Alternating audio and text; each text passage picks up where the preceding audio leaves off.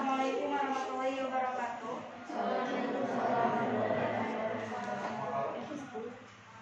Perkenalkan, kami dari kelompok 3 yang akan membahas tentang historis pendekatan psikoanalisa. Perkenalkan, saya Siva Nur Fadila dan rekan saya Naufal Fajar di sini. Nah, di sini topik yang akan kita bahas yaitu yang pertama adalah filosofi psikoanalisa, yang kedua adalah perspektif psikoanalisa terkait manusia. Next. Nah, di sini saya akan memaparkan tentang filosofi psikoanalisa. Nah, psikoanalisa ini berasal dari dua kata, yakni psiko dan analis, yang secara etimologi mengandung arti psikis atau analisis jiwa. Nah, teori ini menjadi model konseling pertama yang diangkat dari pandangan neurologi asal Vienna, yakni Sigmund Freud, yang lahir di Moravia pada tanggal 23 September 1939. Nah, tokoh ini kemudian memutuskan untuk menjadi seorang ilmuwan dan melanjutkan sekolah kedokterannya di Universitas Vienna pada tahun 1873, kemudian menamatkan studinya setelah 8 tahun kuliah. Nah, psikoanalisa mengalami beberapa kali perkembangan yang panjang melalui 3 periode utama. Yang pertama ada periode yang dimulai dari 1895 sampai 1905. Nah, periode ini ditandai dengan eksplorasi awal Sigmund terhadap psikologi dan neurologi. Freud bekerja dengan George Bourdieu dalam pengembangan teori teknik bicara yang mengarah pada konsep penyembuhan kata-kata. Nah, pada periode ini, teori yang dikembangkan oleh Sigmund itu bagaimana cara penyembuhan menggunakan kata-kata atau teknik latihan bicara seperti itu. Lalu yang kedua ada periode dari 1895 sampai dengan 1920. Nah, pada masa periode ini ditandai dengan perkembangan konsep-konsep kunci dalam psikoanalisis seperti teori ketidaksadaran, libido, dan perkembangan psikoseksual. Nah, di sini Sigmund mulai mengembangkan teknik-teknik seperti analisa mimpi dan analisis asosiasi bebas. Yang terakhir ada periode ketiga, yaitu dimulai dari 1920 sampai 1939. Pada masa periode ini, psikoanalisis mengalami perkembangan lebih lanjut dan penyebaran internasional. Ada perbedaan pendapat dan percabangan dalam psikoanalisis yang menghasilkan berbagai aliran seperti psikoanalisis ego, psikoanalisis objektif, dan psikoanalisis interpersonal. Nah, walaupun si perkembangan teori psikoanalisis ini sudah melalui ketiga periode ini, tapi tidak menutup kemungkinan bahwa masih banyak kritikan-kritikan dan pertentangan yang terjadi. Next. Lalu teori psikoanalisa merupakan salah satu aliran utama dalam sejarah psikologi. Psikoanalisa adalah sebuah model perkembangan kepribadian. Nah, lalu di sini ada sumbangan-sumbangan utama dalam teori dan praktis psikoanalisa yang dikembangkan oleh si Sigmund. Yang pertama adalah kehidupan mental individu menjadi dapat dipahami serta dapat menjelaskan kesalahpahaman perilaku manusia. Nah, dengan adanya teori ini itu si Sigmund tanpa kita sadari berharap bahwa kehidupan mental individu itu bisa dapat dipahami oleh individunya sendiri. Yang kedua, tingkah laku sering ditentukan oleh faktor-faktor tak sadar. Nah, ketika kita ketiga, perkembangan pada masa dini serta kanak-kanak memiliki pengaruh kuat terhadap kepribadian masa dewasa. Yang keempat, teori psikoanalitik menyediakan kerangka kerja untuk memahami cara-cara mengatasi kecemasan berdasarkan pemahaman dinamika pertahanan ego. Nah, di sini tuh si Sigmund itu menjelaskan bahwa teori psikoanalisis itu mendefinisikan dan memberikan pemahaman tentang dinamika pertahanan ego. Lalu yang terakhir ada pendekatan psikoanalitik memberikan cara-cara mengungkapkan informasi dari ketidaksadaran melalui analisa mimpi, resistensi, dan serta transferensi. Ya, pemaparan dari saya dilanjutkan dengan saya.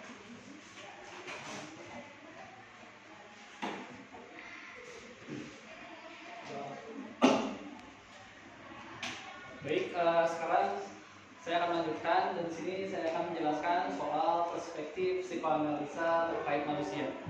Jadi pada dasarnya di sini menurut Freud dia itu memandang ya kalau manusia itu sebagai makhluk yang deterministik. Nah, maksud deterministik itu apa sih? Deterministik itu jadi maksudnya ada ya sebuah aliran namanya determinisme. Nah itu tuh aliran di mana mereka itu percaya kalau manusia itu tidak bebas ya.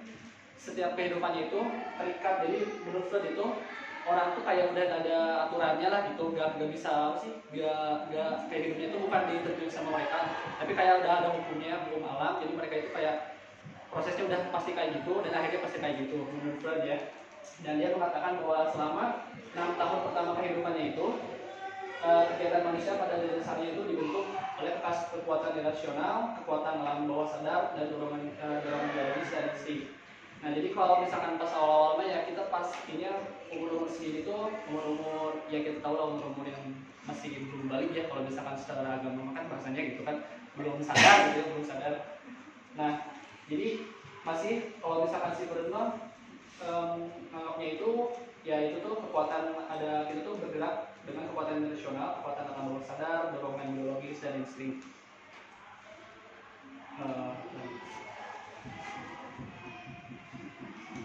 Nah di sini tuh selain juga berpendapat soal ya terkait manusia lewat pendekatan-pendekatannya ya. Pertama itu ada the dynamic approach atau ya pendekatan dinamis. Nah jadi pendekatan ini tuh ya bisa dibilang juga dia itu sebagai teori dorongan atau teori naluri. Ya, dia itu berpendapat bahwa manusia terdiri dari energi mental atau psikis. Nah, dua sumber utama energi ini adalah eros dan thanatos, yaitu kalau misalkan eros itu energi yang berkaitan dengan kehidupan ya, sedangkan thanatos adalah energi yang berkaitan dengan kematian dan agresi. Jadi pada dasarnya kalau misalkan menurut si Freud itu ya kalau dilihat dari pendekatan yang ini tuh ya manusia itu terdiri dari energi-energi mental dan psikis, dan yang sumber-sumber utamanya itu adalah dua sumber ini, itu kehidupan, seks, dan kematian dan agresi. Lalu yang selanjutnya itu ada the topographic approach atau pendekatan topografik ya. Dalam pendekatan ini tuh Freud percaya bahwa kesadaran manusia adalah ya bisa dibaca exceptional dan regular atribut. Itu maksudnya itu menurut Freud itu kesadaran manusia itu gak biasa gitu. Jadi manusia itu punya kesadaran apa ya? Ya gak biasa kayak luar biasa kan. Dengan kata lain itu lebih banyak peristiwa terjadi ketika kita berada di tingkat ketidaksadaran daripada ketika kita berada di tingkat kesadaran. Nah, maksudnya ketidaksadaran di sini itu bukan artinya pas kita lagi misalkan pingsan atau misalkan kita lagi tidur. Maksudnya tingkat kesadaran di sini tuh, tingkat kesadaran tuh maksudnya kayak ada di pikiran kita tuh sebuah tempat di mana di situ tuh isinya itu adalah pikiran gelap kita. Nah jadi di situ tuh isinya kurang lebih kayak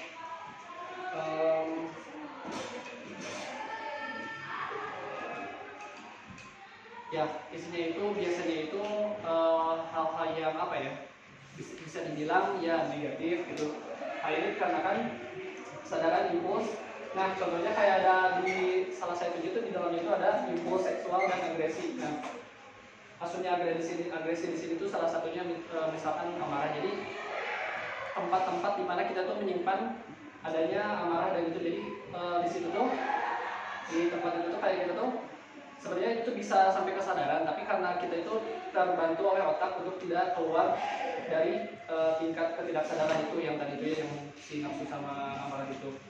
Hal ini dikarenakan kesadaran akan impuls seksual dan agresi itu yang mendasar dapat mengganggu kehidupan kita sehari-hari. Nah, otak kita melindungi kita dari impuls tersebut. Lalu yang selanjutnya ada developmental stage approach. Nah, kalau teori perkembangan itu kan relatif sederhana pada dasarnya. Semua anak itu berkembang melalui 5 tahap perkembangan dan periode latensi yang berbeda. Kemajuan melalui tahap-tahap tersebut itu didorong oleh pematangan secara biologis yang memaksa individu untuk menghadapi tuntutan yang melekat dalam setiap tahap. Nah, ini tuh merujuk juga kayak yang pendekatan pertama ya. Ini maksudnya itu. Jadi dia itu kita tuh kayak dipaksa ya, kita tuh berkembang terus kayak dipaksa individu untuk menghadapi tuntutan yang melekat. Nah, itu maksudnya yang apa sih kayak gitu tuh gak bebas gitu. Nanti pas ada tuntutan di setiap perkembangan kita itu. tahapan perkembangan tradisional Freud itu yang kita pernah dibahas ya dulu itu ada oral, umurnya dari lahir sampai 1 tahun, anal 1 sampai 3 tahun, kali 3 sampai 5, latensi 5 sampai 12, genital remaja sampai dewasa, dan ini tuh pada dasarnya setiap tahapnya itu mempengaruhi bagian-bagian vital kita. Yang oral itu ke mulut, anal ke kantong kemih, paling itu udah ke apa sih, ke alat kelamin kita. Di masa latensi udah mempengaruhi kita tuh mulai tertarik terhadap jenis, dan genital itu lebih tertarik lagi ke seksual yang lebih dewasanya lagi. Nah, lalu yang terakhir itu ada the structural approach. Nah, di structural approach ini itu tentang id ego sama super ego ya.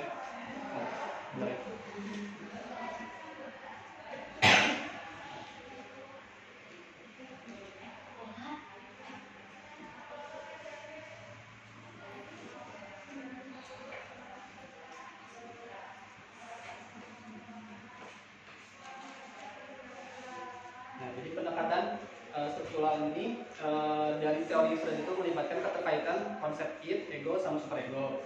Nah, yang terkenal itu ya kita pernah dibahas juga di semester sebelum-sebelumnya, seperti yang telah dibahas juga. Jika bukan Nah, terus apa sih id itu ya? Id itu adalah pusat ya. Id adalah pusat dari hasrat biologis sebagai entitas struktural dalam kepribadian manusia. Ini berfungsi berdasarkan prinsip kesenangan dan pemikiran proses primer. Freud itu menggambarkan id sebagai sebuah kekacauan, sebuah kuali yang penuh dengan kegembiraan diri. Jadi pada dasarnya id itu kayak tempat menampung emosi kita. Nah, lalu untuk ego itu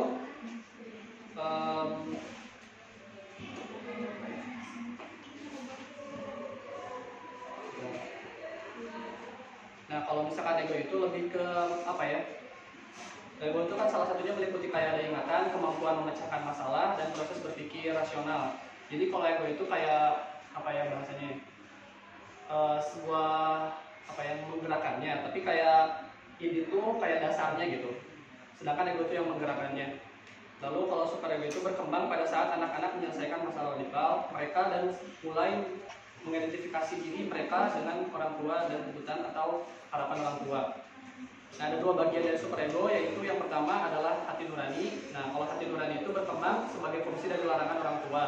Misalkan kayak misal kita diberi apa sih? Diberi teguran atau misalkan larangan. Nah, itu biasanya nanti bakal tersimpan di apa sih? Di alam bawah sadar kita, dan nantinya pas lagi besar itu bisa jadi sebuah apa sih namanya? Sebuah regret itu apa ya itu bahasa Indonesia? Apa sih? Pokoknya kayak penyesalan nantinya kalau misalkan udah dewasa ini. Lalu yang keduanya itu ada superego juga, terdiri dari ego ideal, berbeda dengan hati nurani yang bersifat negatif dan hukum. Sedangkan ego ideal itu adalah keinginan positif untuk meniru standar perilaku. Kalau ego ideal itu lebih ke, kan kalau misalkan tadi itu kita kayak menangkap tuh soalnya kita dikasih apa ya, energi yang negatif lah, kayak tadi ya, larangan dan teguran. Sedangkan kalau ego ideal tuh kayak kita nangkapnya itu kita lihat misalkan model kayak role model. Nah, kita tuh kayak lihat positifnya, ini tuh kayak gini, nah buat kita termotivasi untuk melakukan satu hal. Jadi kalau misalkan yang pertama tadi mah yang apa sih, kalau yang hati nurani maka bersifat itu termotivasi karena sifat negatif. Sedangkan kalau misalkan ego ideal itu kita termotivasi karena energi positif. Baik, sekian dari kelompok kami. Silahkan apabila ada yang bertanya.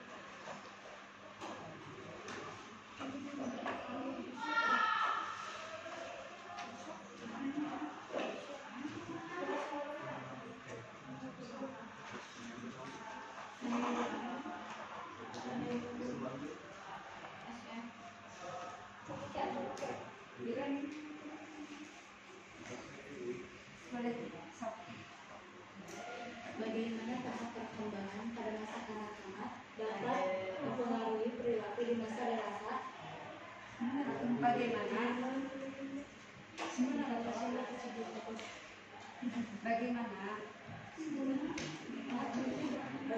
tahap perkembangan pada masa kanak-kanak dapat mempengaruhi perilaku di masa dewasa?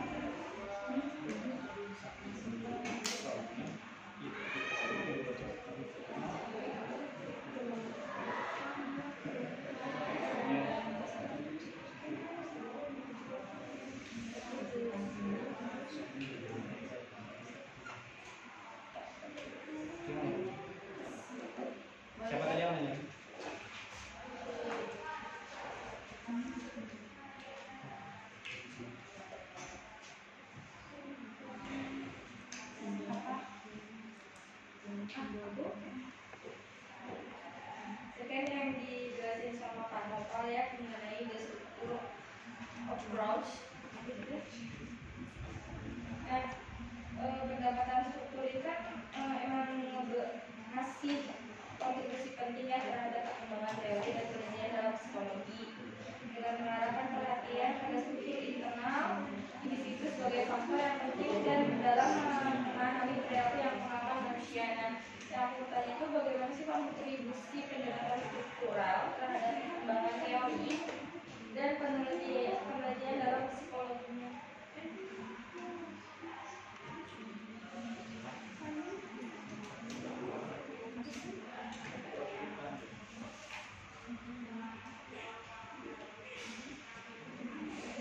Boleh ada lagi?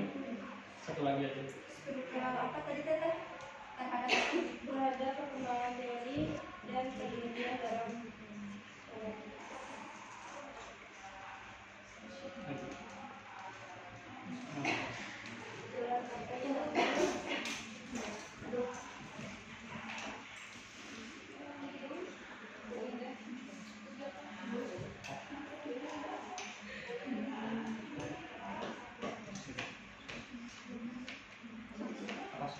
bagaimana pendekatan psikoanalisa beradaptasi dengan perubahan dalam paradigma psikologi dan munculnya pendekatan-pendekatan baru dalam bidang psikoterapi. Agak kencang dikit. Oh, bagaimana Gimana? pendekatan psikoanalisa beradaptasi dalam perubahan paradigma psikologi dan munculnya pendekatan-pendekatan baru dalam bidang psikoterapi. Psikoterapi.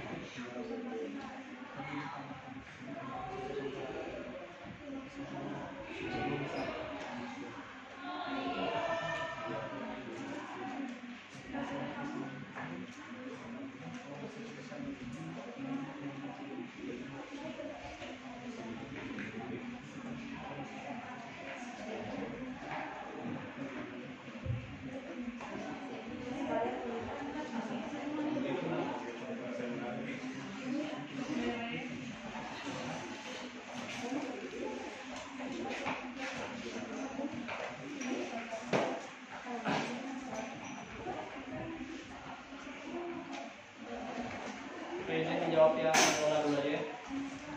Tadi kata Lola itu kan bagaimana tahapan perkembangan anak-anak ya tadi ya. Dapat mempengaruhi masa depan atau masa dewasa.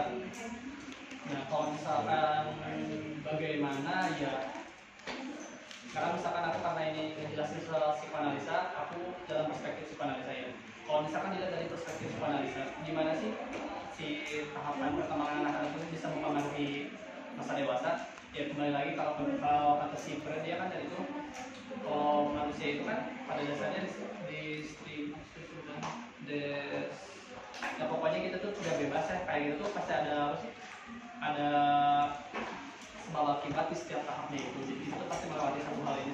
Jadi kalau misalkan dilihat dari psikoanalisanya mas, tentunya bakal sangat mempengaruhi ya bagaimana kalau misalkan bagaimana nyaman. Soalnya karena setiap tahapan kehidupan gak usah di anak-anak doang, semuanya itu pasti ada apa sih, kayak ada kausalitas kalau menurut dirinya. Jadi kayak ada sebab akibat, kayak di satu sisi ini kita ada tuntutan apa, di satu sisi tuntutan apa, dan itu bakal nantinya mempengaruhi bagaimana kita berhasil atau enggaknya lewat itu.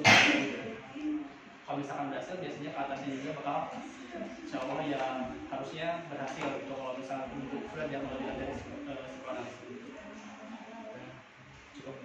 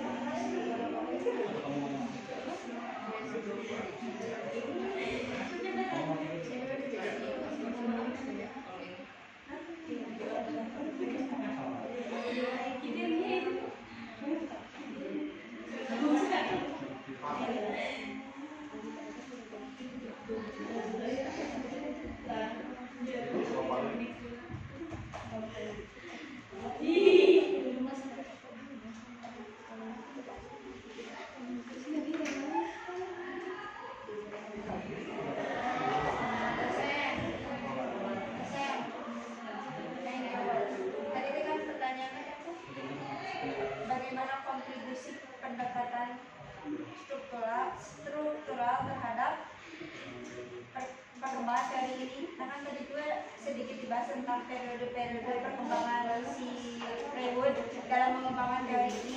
Nah pastinya kan setiap periode itu tuh akan menyumbangkan kontribusi sumbangan-sumbangannya itu kayak tadi udah dijelasin seperti yang kelima itu. Nah itu termasuk kontribusi yang sumbangan kontribusi yang si Freud berikan buat si teori ini.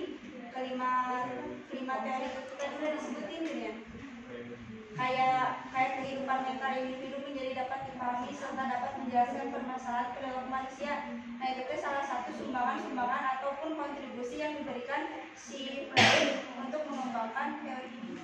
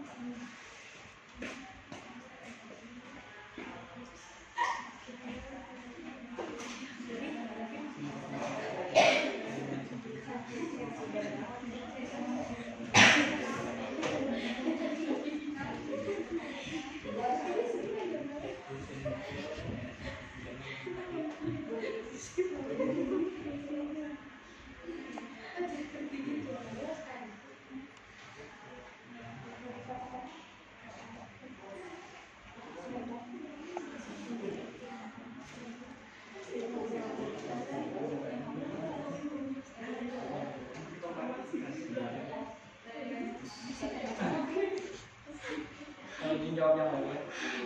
Kata itu bagaimana pendekatan psikologis beradaptasi dengan perubahan perkembangan psikoterapi ya. Jadi kan psikoterapi itu ya berarti bisa dianggap psikoterapi itu berkembang ya setiap waktu gitu kan. Soalnya ada dinamika namanya dinamika kepribadian ya. Kayak orang-orang tuh makin lama bisa aja berbeda gara-gara kultur atau apapun ya, karena membiasakan semuanya apalagi teknologi dan lain-lain. Nah, salah satu terus bagaimana sih mereka beradaptasi ya, salah satunya itu si Fred tuh bikin yang tadi yang aku kayak pendekatan yang aku tadi sebutin. Jadi kayak pada dasarnya kan dari itu pendekatan itu tuh pada dasarnya itu dibuat dalam upaya itu mereka itu pengen memahami manusia gitu. Nah kan psikoterapi di sini tuh mau membantu orang-orang dengan kata-kata, tapi di sini tuh kan di satu sisi juga mereka tuh harus memahami dulu si manusianya kan. Nah jadi bagaimana sih bagaimana si pendekatan psikologis itu beradaptasi dengan cara salah satunya itu seperti itu ngeluarin pendekatan itu dalam upaya memahami manusia itu. Sebenarnya masih banyak ya pendekatan yang lainnya, tapi yang terkait manusia itu cuma aku namanya cuma segitu. Jadi kenapa gitu? Cukup? Terima kasih. Oke.